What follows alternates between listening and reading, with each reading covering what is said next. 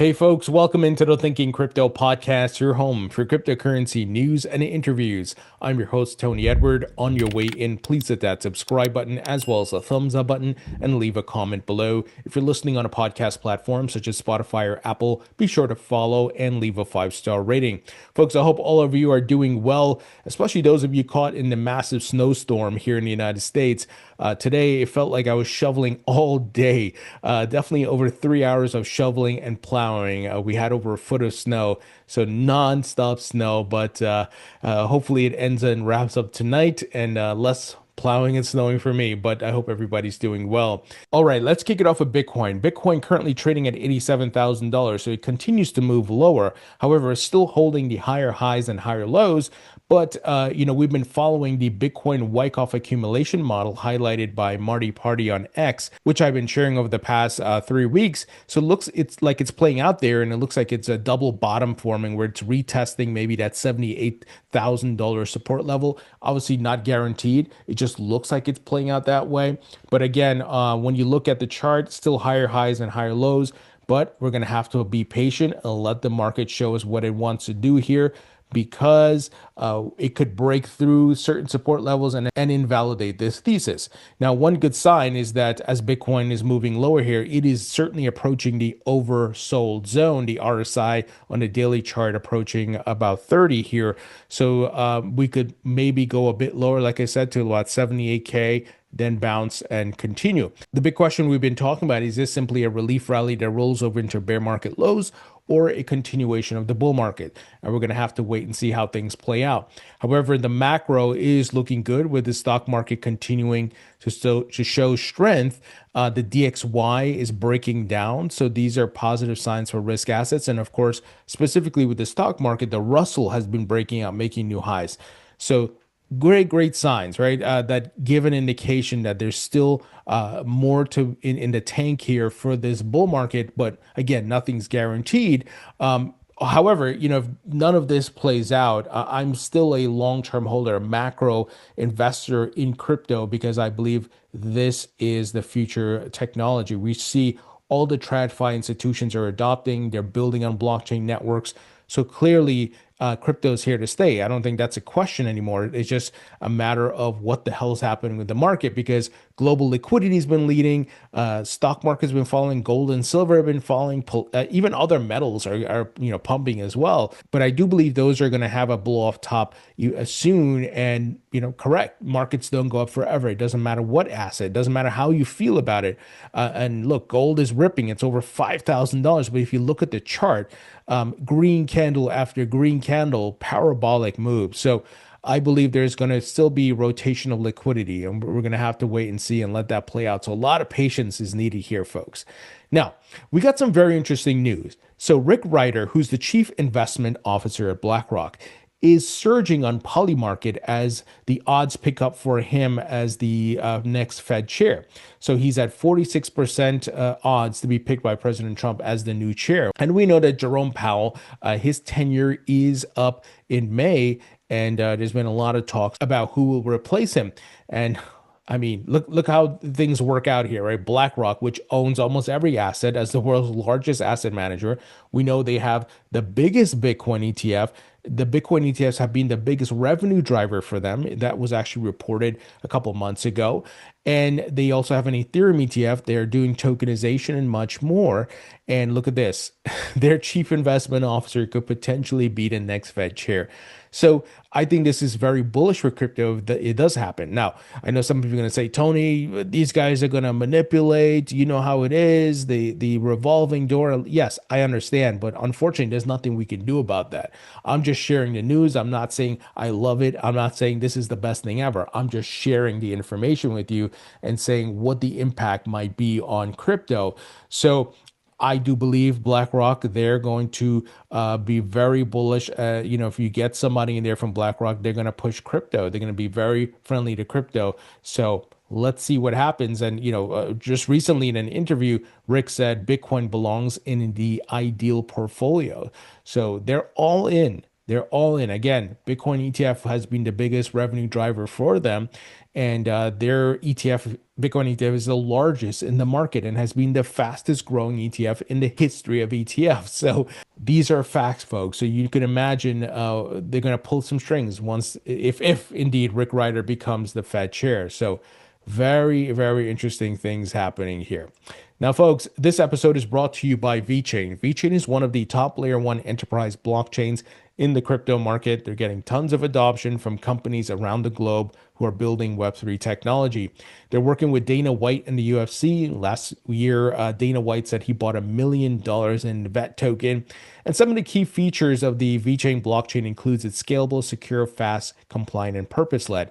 I am a VET token holder. I have been since 2018. I'm bullish on this project. And you can also stake your VET token via Stargate. So they're working with many different companies, guys. BMW, Walmart, China, PwC, Boston Consulting Group, and many more. So if you'd like to learn more about VeChain, go to vchain.org. Link will be in the description. Now look at this. Japan to greenlight crypto ETFs as soon as 2028. So we got a report coming out of Tokyo. Japan's first exchange-traded funds investing in cryptocurrencies could list as early as 2028, Nikkei has learned, giving retail investors easier exposure to Bitcoin and other digital tokens that big institutions are already putting in their portfolio. So essentially, let the big institutions take their position. Then they're going to open it up to the retail. How many times have we seen this? And that's why if you are here early, you're on the side of smart money. In fact, those of us who have been here since 2017, 2016, or even earlier, we front ran these big institutions, right? Now they're all getting involved. We front ran BlackRock and all the others, right? The banks and much more. So incredible stuff, guys. And it's inevitable, right? They're all going to do it. Every country, every jurisdiction, every stock market, every bank, every major investment firm, they're all going to offer crypto in one way or the other. Here's another example of adoption. Colombia's second largest pension fund to offer Bitcoin exposure. So again, if you are having the macro view, this is all very bullish, regardless of what the hell is happening right now. And I know it's painful what's happening now. It's a little bit disappointing. But when you have this level of adoption and the retail sentiment is in fear, depression, disappointment, and the prices are not, the price is not doing much and it almost feels like it's over, right? That's a perfect setup because the market always does the opposite of the herd. So Colombia's second largest private pension and severance fund manager, AFP Protección, if I'm saying that right, is preparing to launch an investment fund with exposure to Bitcoin.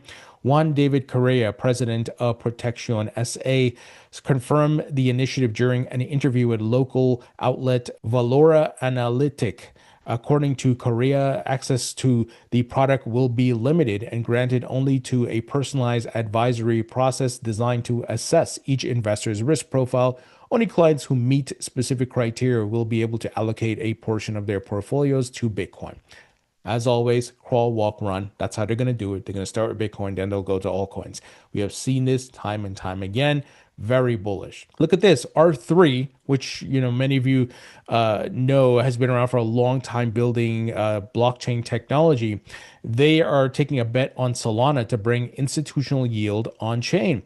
So R3 has repositioned itself around tokenization and on-chain capital markets with Solana as its strategic base. The firm is targeting high-yield institutional assets like private credit and trade finance, packaged in DeFi native structures. Liquidity, not tokenization itself, is the next unlock for real-world assets on-chain, according to R3 co-founder Todd McDonald. So big news for Solana. Solana is getting a lot of institutional adoption. It went from retail meme coins, NFTs, to now tokenization from massive institutions. And most recently, of course, we heard about Western Union launching their stablecoin on Solana. Okay, moving ahead, Agora's Nick Van Eck bets on stablecoin boom in enterprise payments. So I had interviewed Nick, I think it was last year, if not 2024. He's actually the fund of Jan Van Eck, which is the founder of the firm Van Eck. So he's building a stablecoin via Agora. So Agora, founded by Nick Van Eck, is shifting its focus from DeFi growth toward its AUSD stablecoin for enterprise payroll, B2B, and cross-border payments. Van Eck argued that traditional companies will adopt stablecoins slowly due to infrastructure, policy, and education gaps. but sees the biggest gains in replacing costly pre-funded cross-border payment systems. He said he expects corporate controlled chains like Circle's Arc, Coinbase's Base, and Stripe's Tempo to dominate as the market consolidates, and aims for Agora to become a top 5 global stablecoin issuer by building tools that feel more like bank accounts than crypto. So pretty cool. I'm going to try to get him back on the pod to talk about this shift in strategy and much more. But everyone's building, folks. This is the future. Again, despite the price volatility we are seeing, this is the future. So don't forget that. You got to zoom out. Now, final news item here, and this is kind of a strange one. SpaceCoin launches Space Token just days after partnering with Trump family linked DeFi project. I don't know much about this project, but it's interesting. So SpaceCoin has launched its Space Token on multiple centralized and decentralized exchanges, including Binance, Kraken, and Uniswap. The project aims to create a decentralized satellite internet network with the initial satellites CTC-0 and CTC-1 already demonstrating blockchain-based communication from space. SpaceCoin recently partnered with World Liberty Finance to connect its stablecoin infrastructure and provide internet access in underserved regions, while the Space Token enables trading, staking, and governance participation. Now, I do believe in what they're doing as far as the mission. This is the future.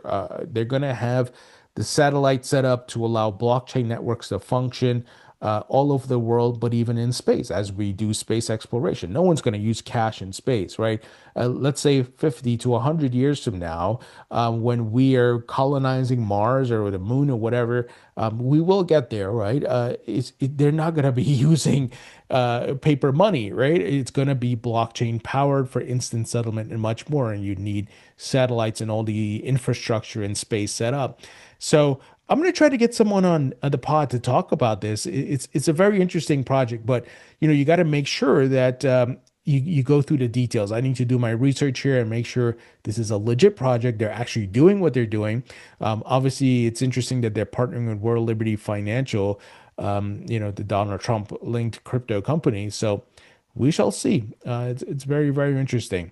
All right, folks, that's the news. Let me know what you think. Leave your thoughts and comments below. Hit the thumbs up button. Subscribe if you haven't as yet. And folks, be sure to support the podcast by subscribing to my free email newsletter. It is 100% free. Check out my book on Amazon. Grab a copy. It's available in paperback and digital. And if you want to expand your crypto knowledge, check out my course at mycryptocourse.com. This is a comprehensive course that teaches you everything you need to know about crypto. Folks, thank you so much for tuning in. I appreciate you all, and I'll talk to you all later.